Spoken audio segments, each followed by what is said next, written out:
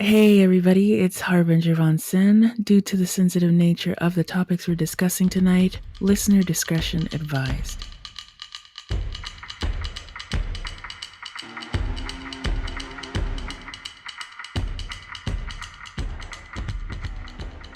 Hello everybody, it is me, Harbinger Von Sinn, and welcome to our podcast this evening. I am joined tonight by Sparrow.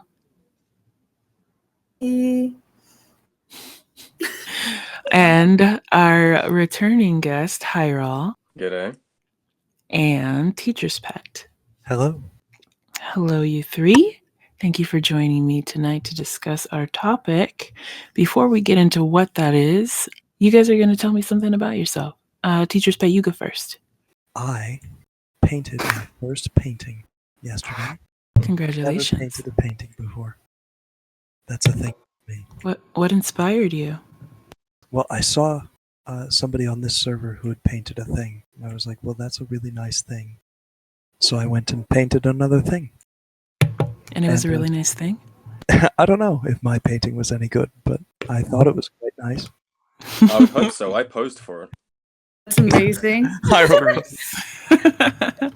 didn't pose for it. But, oh, well, this is a family-friendly show. I'm just kidding. It's not. How about you, Hyral? Tell me something about yourself. I was going to say that I have an inconsistent sense of my own identity, which makes answering this question really difficult. But I'm going to go with I'm a poetry junkie. So true. Like, terribly true. Who's your favorite poet? I couldn't possibly answer that question. It's like, who's your favorite You have child? to. You don't have a choice. Answer it now. But it's, I like them all at different times for different reasons. Okay, right now, what do you like? Well, because you're in the room, Pablo Neruda. I hate you. Okay, Sparrow, how about you? I love musical theater, and I've been doing it for probably a couple of years now. But you're biased, Harbinger. Well, who doesn't operate inside a bias most of the time? I'll tell you guys something about me. I am literally an Amazon. I'm taller than 99% of the Earth's population.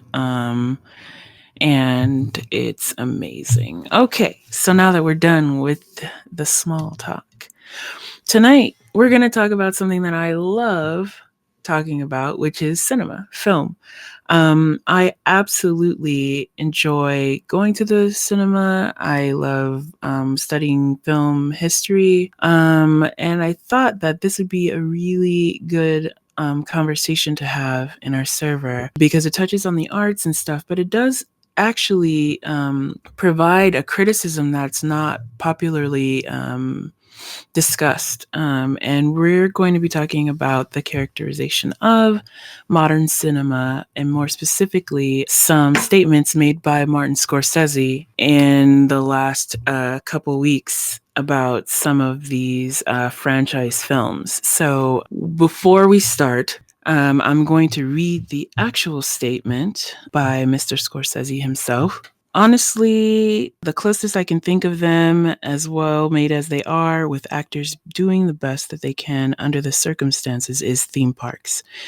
It isn't cinema of human beings trying to convey emotional, psychological experiences to another human being.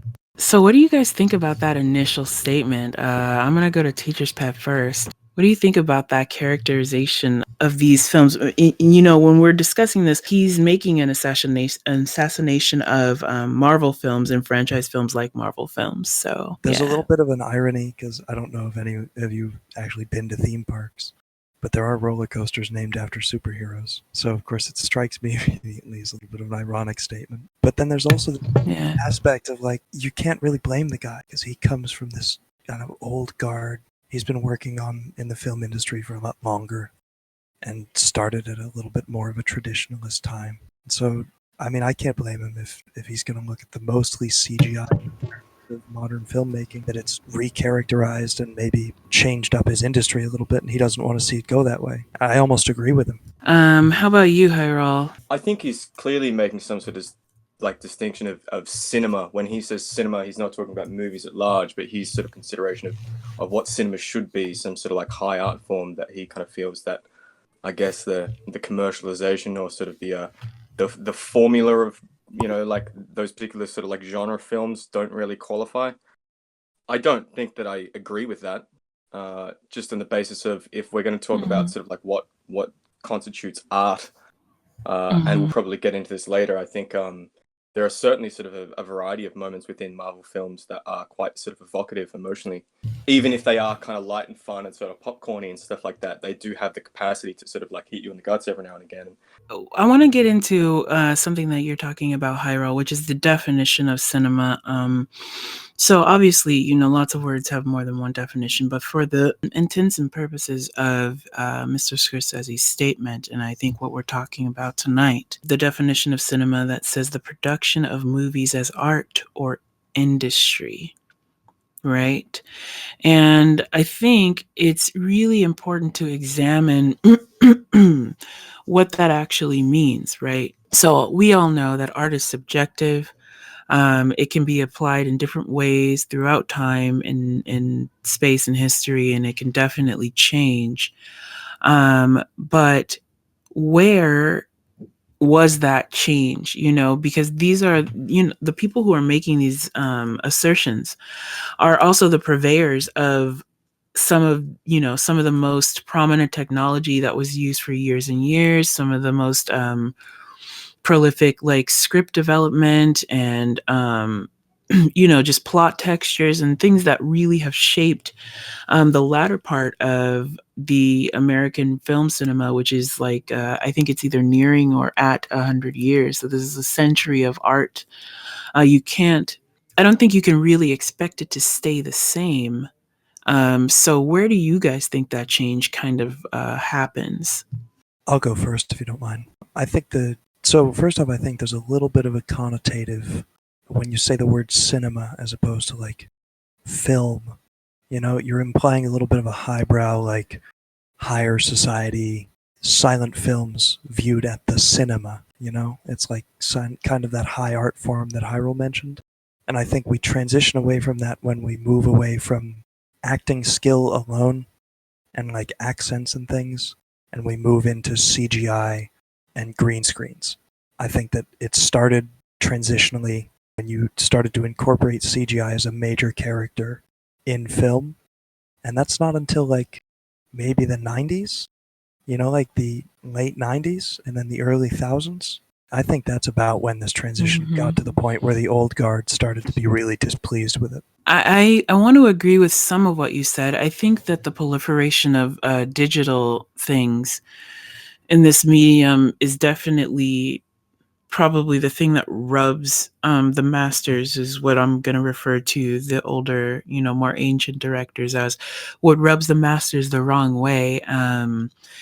The overuse of it, the amount of jobs that it eliminates, subsequently with its rampant, widespread use later, after its inception. But I also think that it's not necessarily completely eliminating, the ability for filmmakers to choose outside of that. And it kind of breeds like this world of competition where you can be a filmmaker and you can say, well, obviously this is financially disadvantageous for me to even think in this realm of using these high powered machines to create my art, and I'm just going to use practical whatever that means for the time, right? Hyral, what do you think?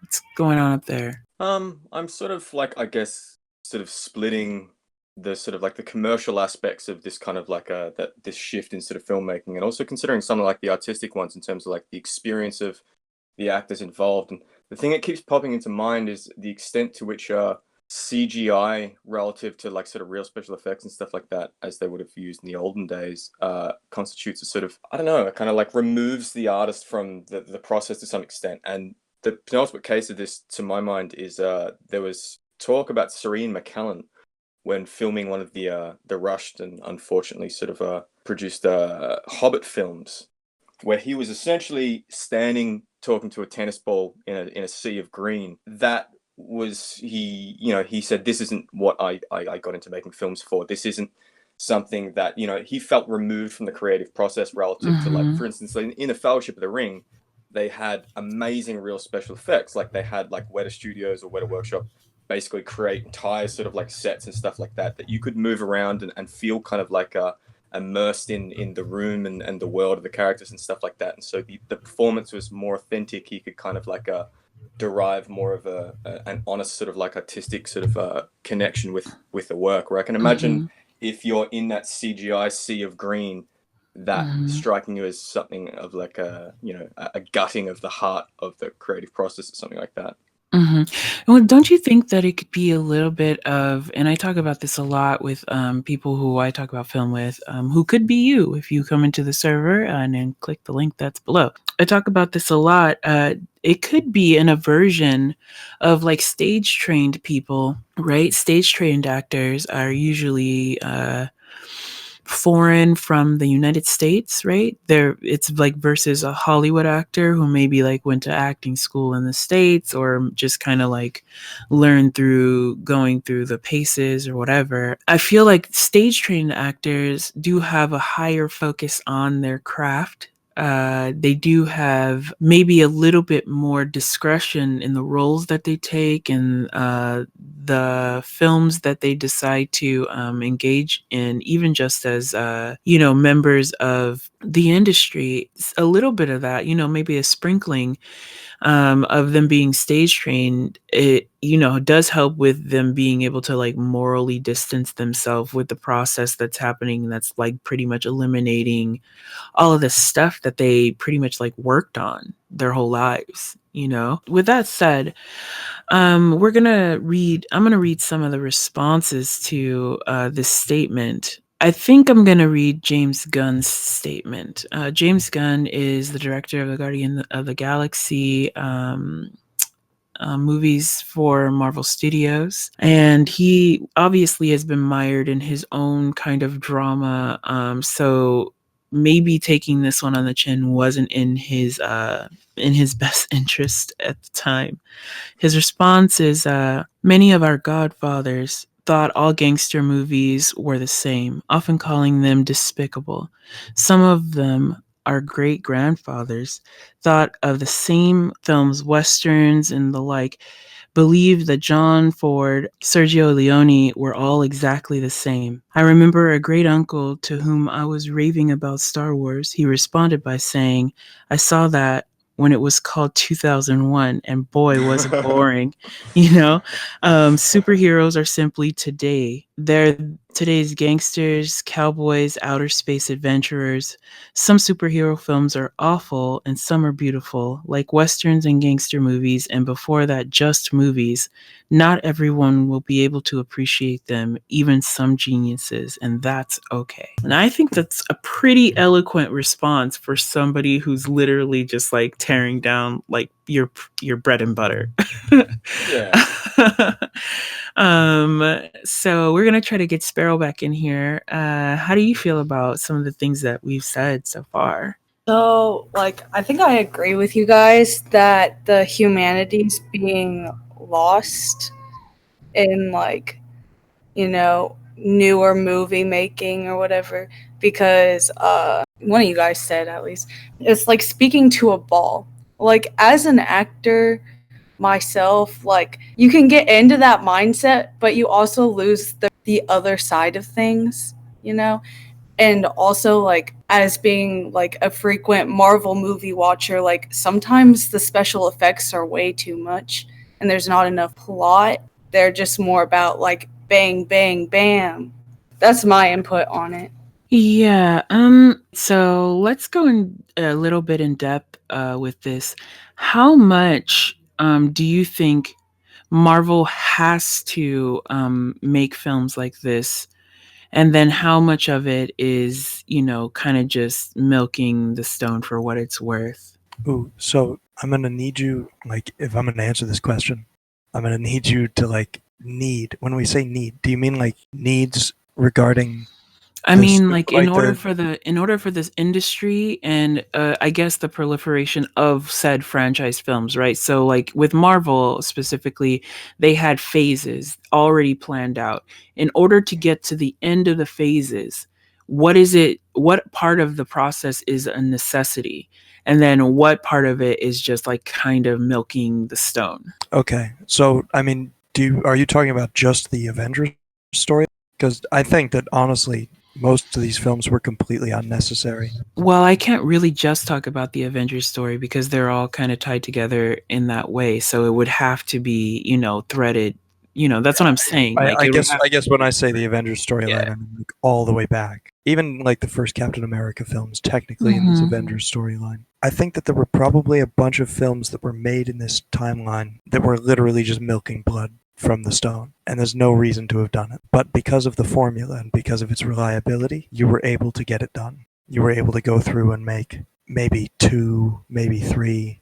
You could argue that even half of these films were just extraneously produced because they would make millions every time. Mhm. And I think that honestly, I have to kind of applaud them for creating a movie where I think there's a lot of sequel movies where the idea was to create a movie so good that you put its name on a second movie and everybody buys a ticket. But they've gotten to a point now where all you have to do is say the word Avengers and everyone will go to the movie theater. So I think that somehow it's the epitome of Mhm. everything that people were trying to do with series or franchise films, Mhm. and yet it's a perversion of that system. And I don't know which part of it I want to look at Mhm. as the one that comes out on top. Because on the one hand, it's a destruction, and on the other hand, it's an achievement. I'm sort of trying to, I guess, split the sort of like the commercial or creative aspects of things when it comes to like the considerations of like genre specific characteristics, especially because like the example where people brought up like westerns and sort of the old gangster films. Now you could probably point to those and say that, well, there are a range of characteristics that almost like must be included in the production of those films for it to sort of qualify as a gangster film. Like for them to be like a quintessential sort of like example of that genre, they tend to have sort of certain similarities and sort of like a common theme and stuff like that. Certainly with westerns. And to what extent are those sort of like genre specific characteristics specific to like the need to appeal to a certain demographic? Because I think that's one of the things that the Marvel films have as a very consistent theme, is that they have a very good blend of like, they all have a little bit of humor, they all have a little bit of like drama, they all have a little bit of like sadness, and sort of like they have action, they cross like a great many sort of like different sort of characteristics of I guess like what you might go to see a film for. And I think one of the sort of like the commercial motives for that is certainly that they appeal to a very broad demographic. There's something there for everybody, and so that's one of the ways that they commercially ensure that they're going to be able to, as you say, like keep moving through the phases and get to their sort of like grand ensemble film and all that sort of stuff. But Mhm.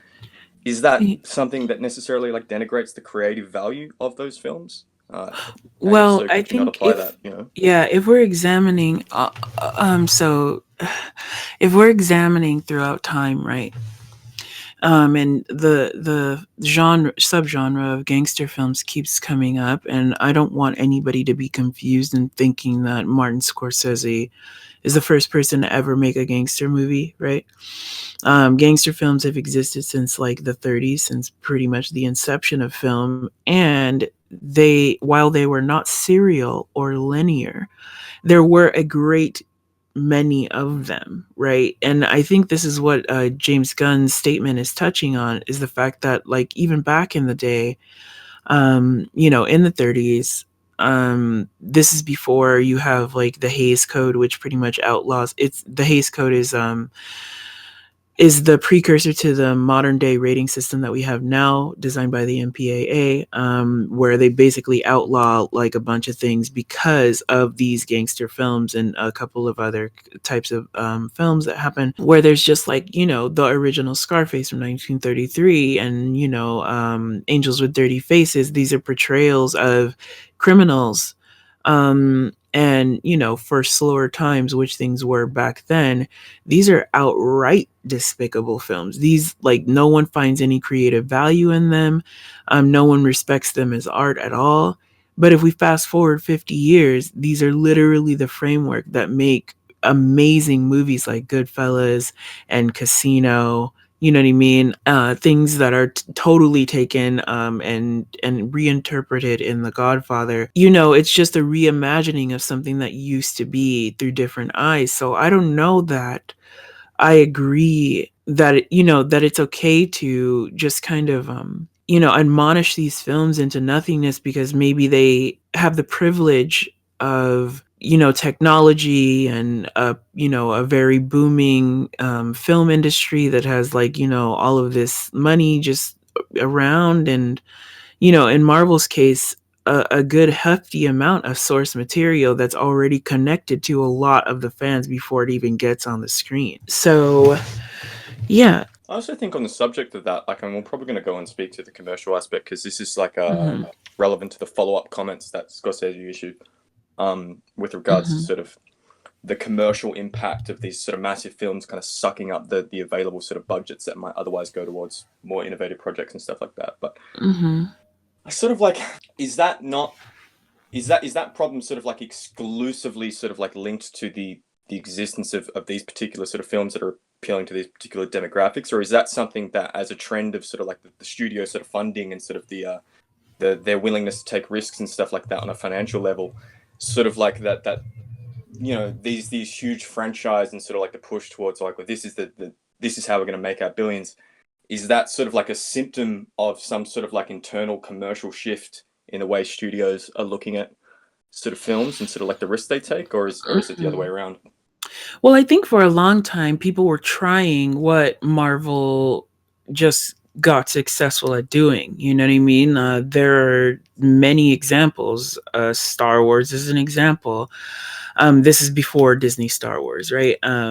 When it is technically a franchise, just with the films more spaced out and maybe not as like high profile or glittery or whatever, but I think they were pretty glittery for that time. But then if you fast forward to like The Matrix, Terminator, Harry Potter, Twilight, Hunger Games, like literally there's example after example of the model of trying to make the franchise films, all simultaneously successful, which, that's a whole nother discussion that we could have about the failure and successes of those things. But yeah, or, even stuff that people consider good, like, the Christopher Nolan Dark Knight trilogy. I think that, yeah, it's easy to see it as something that is kind of, well, no, not kind of, is definitely oversaturated. But also, these people who are making money are like, it's seen as like they're enjoying the spoils when they might not really deserve it. But I don't know. I just try to see things from a positive perspective a lot of the times. And what I see from this, and I'll use a really good example. Black Panther was recently nominated for Academy Awards, the Oscars, right? If you guys don't know this, the Oscars usually does not recognize action films, and especially superhero films. I think the most notable nominations come from obviously costume design and tech things, maybe scoring, but the big prizes usually don't go to these people, right? I believe that Heath Ledger posthumously won his Oscar for his portrayal as the Joker in The Dark Knight. And that is only one example from 100 years of film. And I think it's like 90 something years of the awards being given out, right? I feel like once you see, once you're in the industry and maybe you do have the source material that is like superhero or comic book-esque, right? And you see these awards being given out for not just costume and set design, but for like, best ensemble cast or whatever. It motivates the industry to try harder. So DC, unfortunately, is a really good example of this. You guys have all seen Suicide Squad. You guys have all seen Aquaman. We're not going to talk about what that is. And I'm sorry, listeners, if we are drawing a line in the sand. This is my own perspective. I am not hating on those films. But an interesting thing that has happened from Marvel's steadfastness and not just spending limitless and buckets of money, Disney's money, on their films to make it look good, but they're spending buckets of money on their actors. Like they're getting stage trained actors who have won awards already. Robert Downey Jr., Tilda Swinton, that guy with the weird African name whose name I can't pronounce. All of these people to come and pretty much just put on costumes and fly around being momentarily schizophrenic, right? But what that does is it gives us films like The Joker, right? So it forces DC to go outside of its narrative, which it's terrible at already, and say, well, we want to be recognized too. We want to be recognized for our craft too. So what do? We create the Joker, right? So as soon as I see this film in the trailer, I'm like, oh, I don't even have to see this. I know that this is an obvious Oscar grab. And I know that it's going to get the attention that it deserves because they paid the actor that they needed to pay the money that he needed to have in order to do his job correctly, right? So on the other side of this, all of this commentary, there is this kind of like competition that spurns these beautiful performances that we all get to watch and be entertained and inspired by. So I don't know how much of it is bad. Do you know what I mean? They had Jason Momoa play Aquaman. Can you find another person who looks better wet than The Rock, who was already in a movie where he was wet? Yeah. Okay, great. Thank you. That silence says I'm right. Thanks for that. Yeah, you're right. So I'm going to read a statement from Francis Ford Coppola. If you don't know who he is, oh my God, please look him up. He is one of these kinds of like living relics of the transformation of film before our eyes. But what he says when he's asked by Deadline.com, they ask him, Francis, what are your feelings about superhero films? And he says, personally, I don't like the idea of franchises. The notion that you can keep repeating what is essentially the same movie for financial gain, in other words, what is formulaic. I feel that approach is taken to reduce the economic risk of movies, and I feel that the risk factor is an element that makes movies sometimes be great. Oh, this must be a translation. Also, the formulaic film draws most available resources to them, leaving little for more daring productions, reducing diversity. And I'm guessing he's saying diversity in production. So you guys can tell me your interpretations of his statement. This is basically Francis Ford Coppola backing up Martin Scorsese's statement with further context into generalizing about franchise films and taking kind of the focus off of Marvel. So we're gonna throw it to Teacher's Pet. And then you guys do your thing. I mean, one, I think that it's a shame if you read that article that he's been a little bit mistranslated. I think that that's always kind of gross. It's like, here are we Americans, and then this person says something in a foreign language, and we have one person translated, and all of a sudden it's like, oh, time to take this as if it was literally what they said. Yeah, but if we're paraphrasing. Yeah. Well, I think, honestly, that it's a little kind of cool that they have this kind of buddy-buddy where one of them backs the other one up, doubles down on their original statement. Like, I hope someday that I'm so like rubbing elbows with an industry partner that they're like, oh yeah, whatever he said's correct. But there's a little bit of a foundation. There's like I think Coppola's statement has a lot more gravitas and a lot more explanation to it than maybe Martin just throwing something out there on the fly like a New Yorker would.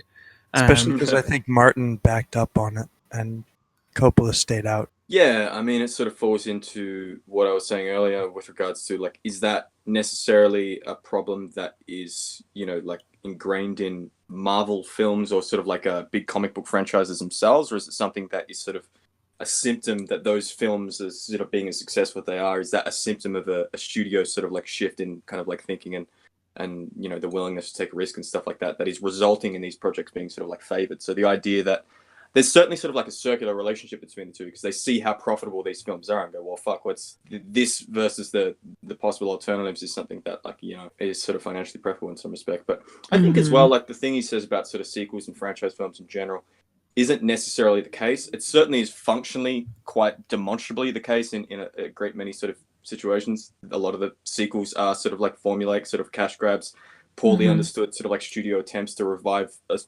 source of success they don't fully understand, shit like that, But I do think that I love the idea of a sequel being something that sort of like explores and follows the character through the next stage of their sort of evolution. So, for instance, like with the Joker example, as we were talking before, like the origin sort of like story aspect of the Joker film as being sort of his finding that kind of like because that's the thing with like the Heath Ledger Joker, is that he's fully realized as the Joker when we meet him. We don't see the formation of that sort of character, the way he comes into that.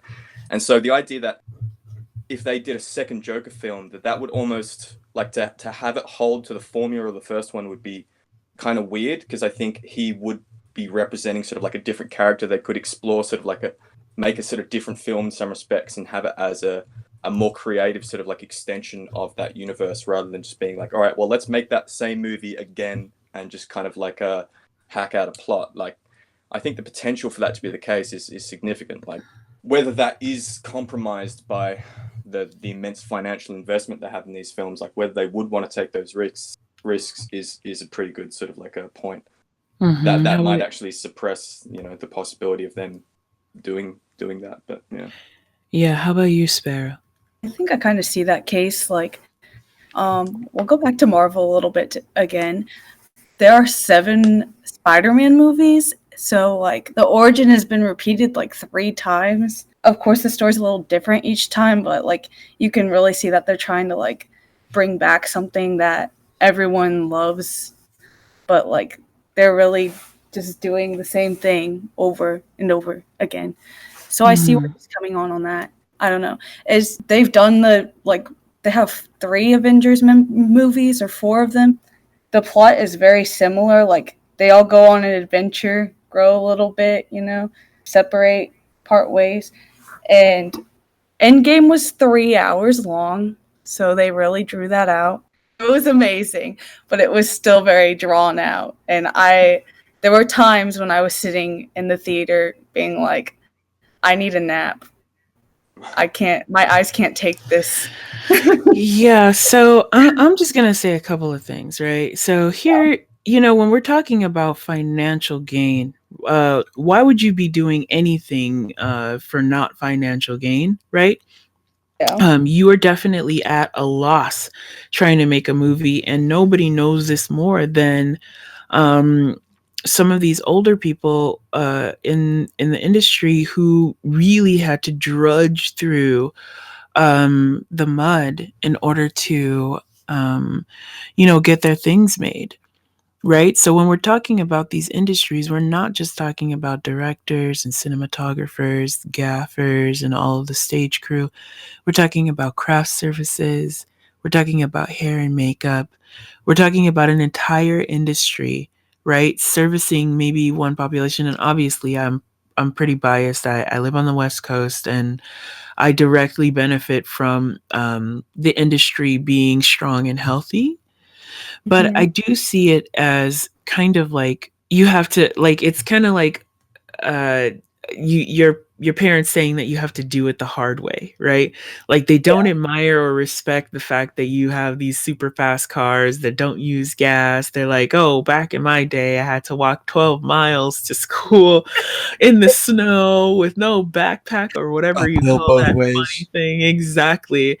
And it's like, it becomes like a funny joke the older you get into your years, but by no means should the struggle that you're going through and the challenges that you face be ignored simply for them to stand on top of their own as the paragon of what you should be doing in order to build yourself and your craft and your voice. I think that if you are looking at this with a very microscopic eye, which a lot of people could be accused of not doing a lot of the times, it's Marvel, right? So it's 10 years, an entire decade of film. It's like, I think it's like 61 hours of film in totality. And it's just like, people are saying like this superhero film, when really, if you were to give merit to the craft of, each of the films has a different director. There's already a distinction there. or maybe this in films in a series have different directors. They all have different tone, different personality. The amount of money that's being put in them is different. The amount of money they need is different in order to tell the story. And one thing that I really like to talk about is the myriad of genres that are threaded through this one giant franchise, right? So this is not just superhero films to me. This is going from Thor, which could easily be a period piece, some kind of like Julius Caesar-esque thing if you remove the costumes, right? To sci-fi thrillers and Guardians of the Galaxy. I mean, literally, his dad is a villain who went to populate everywhere on Earth with his own seed, right? This is like some really maniacal, crazy, strange stuff, right? There's obvious drama, obvious action. Yes, things blow up, and yes, there are things that fly, and there are green screens and all of that stuff. But I don't know if, and obviously, anybody who's listening, and including my friends here, you can clearly see that I'm biased. But I'm biased because I love film, and I don't think that you can just easily discount something because it looks prettier than something else used to look. Because there are a lot of people saying the same thing about The Matrix, and there are a lot of people saying the same thing about Star Wars. And you know what I mean? Like, we could just keep going back until what? We just have this archaic museum where we only watch Citizen Kane, or we only watch Birth of a Nation or Metropolis or Nosferatu or whatever, right? We can't live in a world where we confine art to boxes that create prisons of the mind. It has to be able to do these things. This is not simply about the moviegoer, that's a fully grown adult, or the industry, figureheads that are admonishing these films and not giving them any like kind of critical or award recognition. This is about maybe a kid who sees himself when he never has on that screen, being inspired to make movies later. And there are a lot of different narratives that play into why these movies might be important for the time. So, with that said, one of the things I love about, and I think that is inherent in the Marvel sort of cinematic universe, is quite sort of evident in that, is the thing I love about sci-fi and sort of like fantasy films and stuff like that in general, is that they allow you to sort of basically explore sort of like extrapolations of the human experience in situations that, in a realistic film, you're never going to get to. So like one of the cool things about the MCU is the existence of characters like, for instance, like Ego, as you sort of touched on, the idea of like what were the motivations of this sort of like a godlike celestial being that essentially sort of exists and evolves as a solitary sort of entity before it encounters other forms of life. You have like the Collector, and Goldblum's character in Ragnarok is like the Grand Master or something like that. And so like the backstory of those is they're like vestiges of extinct races that have been like preserved and given immortality or something to that effect. I could be fucking that up, but one of the interesting things about that is it sort of raises this question of like, well, how do they basically remain engaged in life throughout immortality, throughout an eternity? And so they essentially choose inexhaustible pursuits. And so the Collector obviously sort of is building his collection to such an extent that, well, that is the likelihood of him kind of completing his collection is sort of incredibly sort of like vague. The Grand Master has a similar thing where he's obsessed with games and stuff like that. He pursues that through eternity. Like that's a sort of like a concept of how you would manage that realistic film. Yeah, but even going deeper into that, like I think when you make blanket statements saying that these things are just superhero films and they're not like cinema, you also allow the viewer or the people who are engaged in these films to be immediately removed from any kind of like psychological aspect of examination, right? We all know how dissected Thanos's theory is, right? We could apply this to literally any world leader today, before, or whatever, but we can't do that if people are just saying this isn't cinema, because it disengages the mind. immediately. Right. And this is not just like, fanboys who've been reading this shit since they were like 5. This is like the brand new person who's never seen anything Marvel ever before in their lives, going through this movie arc for a decade with these characters and getting to this one guy who, although he is super evil, kind of has a point, right? Like, to question that, and yeah, exactly. To question that inside yourself is interacting with your audience in a human way. And it's pushing you to think that even though these people have, shimmery purple costumes on, the dialogue and the things that they're going on, the struggles that they're going through together, the friendships that are dying in these films together, these are all things that we can relate to, that we will experience or have experienced. And it might alight the mind to something that's new for it.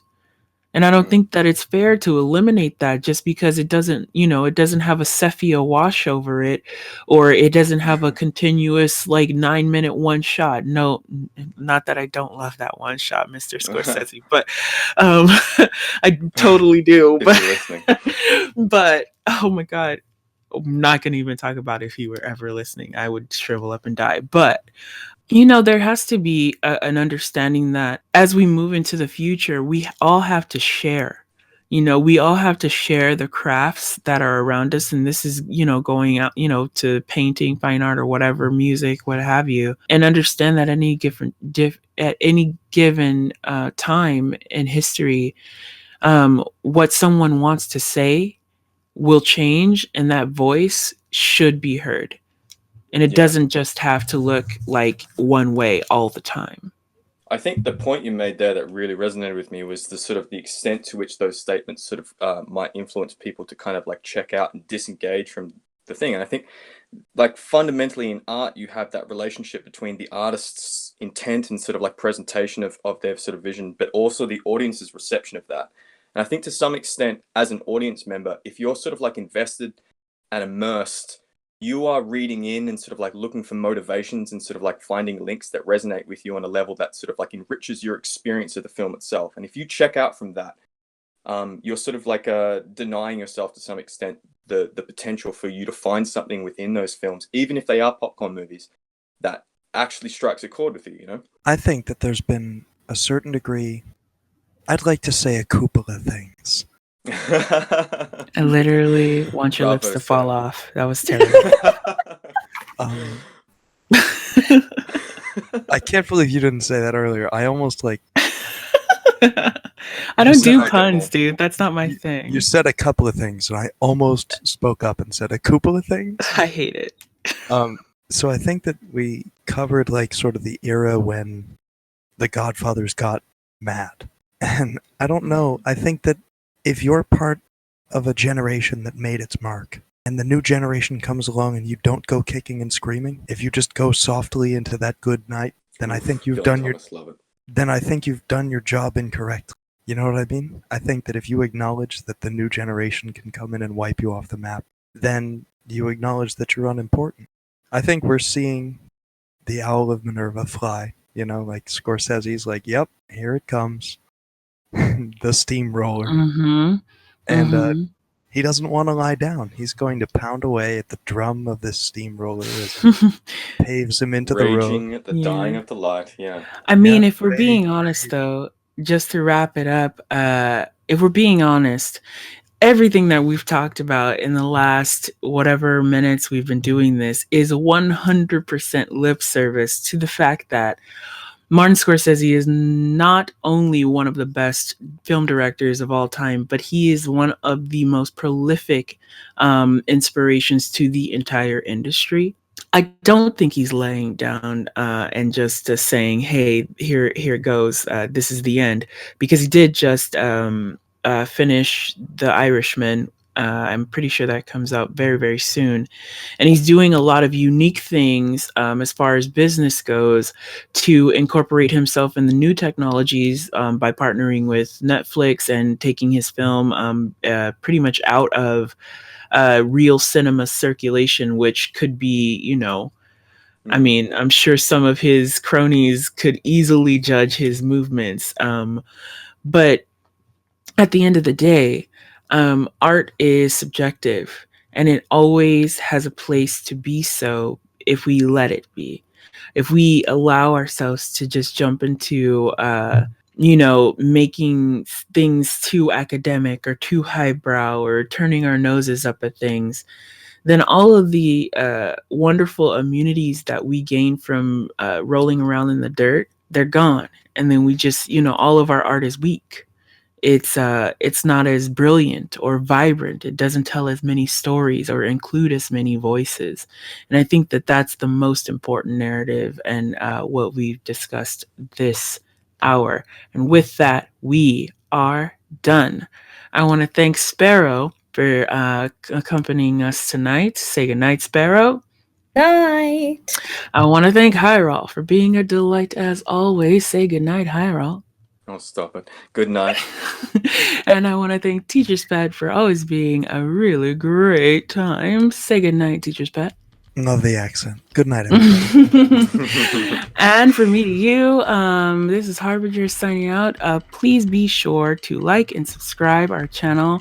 Put our podcast out to as many people as you like. And if you're brave, please click the link below to our Discord server. We really want your narrative here. We can't wait to speak with you in the future. Until then, we are over and out.